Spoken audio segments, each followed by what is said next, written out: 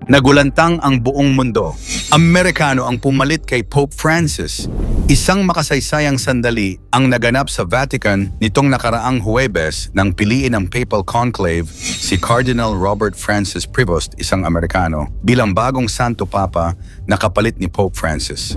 Ang bagong pontiff na ngayoy tinatawag na Pope Leo XIV ay ang kauna-unahang Amerikano na namuno sa Roman Catholic Church sa loob ng mahigit 2,000 taong kasaysayan nito. Bakit nagulat ang buong mundo?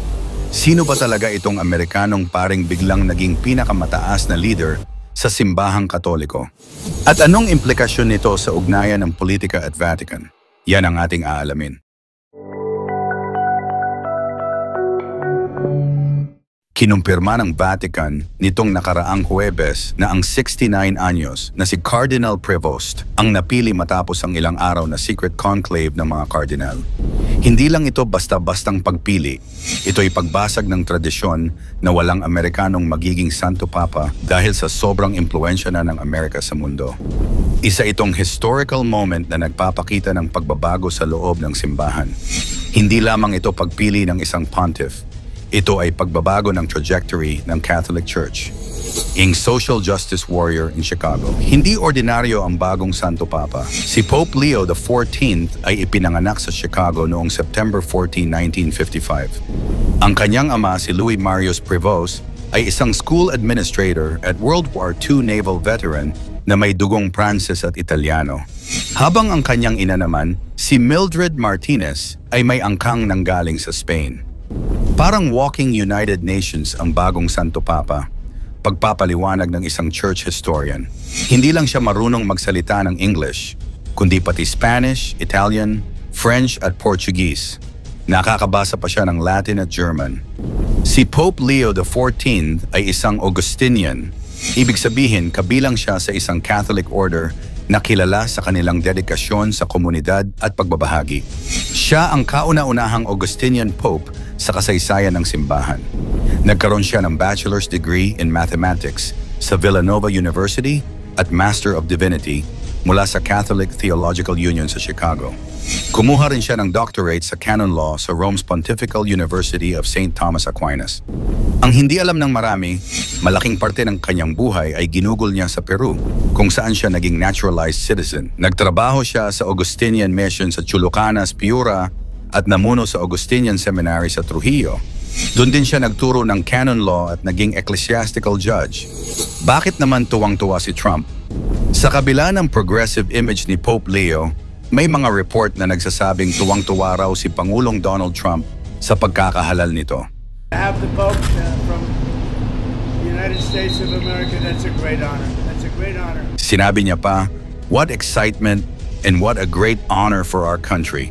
I look forward to meeting Pope Leo XIV. It will be a very meaningful moment." Sinabi din ni Vice President J.D. Vance, "Congratulations to Leo XIV, the first American Pope, on his election. I'm sure millions of American Catholics and other Christians will pray for his successful work leading the church. May God bless him." May naging pahayag din ang Ukraine sa pagkakahalal ng bagong Santo Papa. Ukraine deeply values the Holy See's consistent position in upholding international law, condemning the Russian Federation's military aggression against Ukraine, and protecting the rights of innocent civilians. At this decisive moment for our country, we hope for the continued moral and spiritual support of the Vatican in Ukraine's efforts to restore justice and achieve a lasting peace. Ang pagkakatalaga ng isang Amerikanong Santo Papa ay maaaring magbunsod ng malalim na pagbabago sa simbahang Katolika. Posibleng maging mas progresibo ang mga pananaw ng simbahan sa mga isyong gaya ng LGBTQ+, climate change at politika. Ngunit kasabay nito, lumulutang ang pangambang maimpluwensyahan ng Amerika ang desisyong espiritual ng Vatican.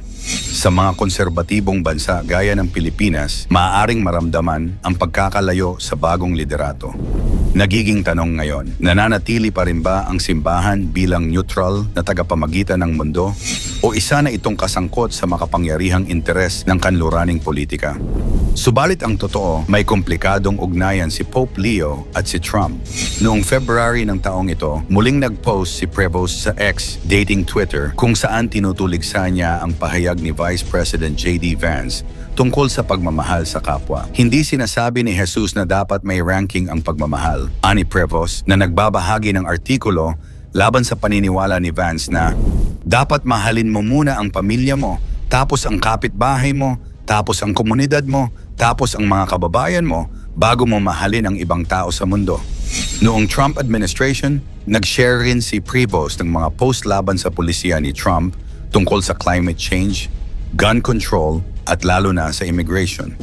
Nakakabahala ang pagtrato sa mga migrante, sabi umano ni Prevost sa isang post. Hindi ba ninyo nakikita ang kanilang paghihirap? Hindi ba nakakaabala sa inyong konsensya? Paano kayo nakakatulog sa gabi? Maraming Pilipinong Katoliko ang nagtatanong, ano ang ibig sabihin nito para sa atin? Ang sagot ay nakasalalay sa pagkakahawig ni Pope Leo sa kanyang pinalitan na si Pope Francis. Pareho silang nanggaling sa Americas. Si Pope Francis ay mula sa Argentina, habang si Pope Leo ay gumugol ng ilang dekada sa Peru na bahagi ng South America. Inaasahan nating magpapatuloy ang progressive agenda ni Pope Francis. Mapagbigay siya sa mga nasa laylayan ng lipunan at maaaring mas liberal pa sa ilang issue.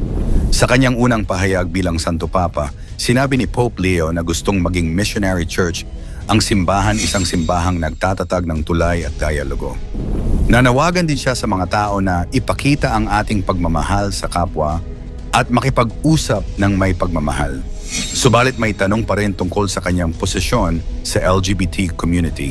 Noong 2012, nagsalita siya laban sa homosexual lifestyle at sa mga alternative families na binubuo ng same-sex partners at kanilang mga inampon na anak. Ngunit tahimik na siya sa paksa na ito simula noon. Pagbabago o pagpapatuloy. Habang patuloy na nag-iiba ang politika sa buong mundo, ang bagong Santo Papa ay maaaring magdala ng bagong direksyon para sa Catholic Church. Kumuha siya ng pangalang Leo XIII na inspired sa Pope Leo XIII, na kilala bilang Social Pope at Pope of the Workers dahil sa kanyang mga sinulat tungkol sa social justice, fair wages, at safe labor conditions. Ang pagpili ng pangalang Leo ay hindi aksidente. Ito'y malinaw na signal na ang social justice at workers' rights ay magiging sentro ng kanyang papacy. Samantala, patuloy ang debate tungkol sa kung ano ang magiging halaga ng isang Amerikanong papa sa loob ng geopolitical landscape ng mundo. Ang Amerika na namumuno sa mundo sa politika, kultura at ekonomiya ay may Santo Papa na ngayon. Ang tanong sa isip ng maraming Katoliko, ang pagkakahalal ba ni Pope Leo ay magdadala ng tunay na pagbabago sa simbahan o isa lamang itong marketing strategy para ibalik ang nawalang interes ng mga tao? Posible bang ang Amerikanong Santo Papa ang magbibigay ng bagong sigla sa Catholic Church? O mas lalo lang itong magpapalalim sa divide sa pagitan ng progressive at conservative Catholics?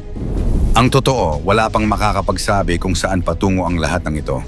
Ang tanging malinaw ay nagbabago na ang landscape ng religious power sa mundo at ang first ever American Pope ay nasa sentro nito. Ano sa tingin mo ang magiging epekto ng bagong Santo Papa sa Pilipinas? Mas lalago kaya ang Katolisismo o lalo lang itong bababa? I-komento mo naman ito sa ibaba. Huwag kalimutang i-like at i-share. Maraming salamat at God bless.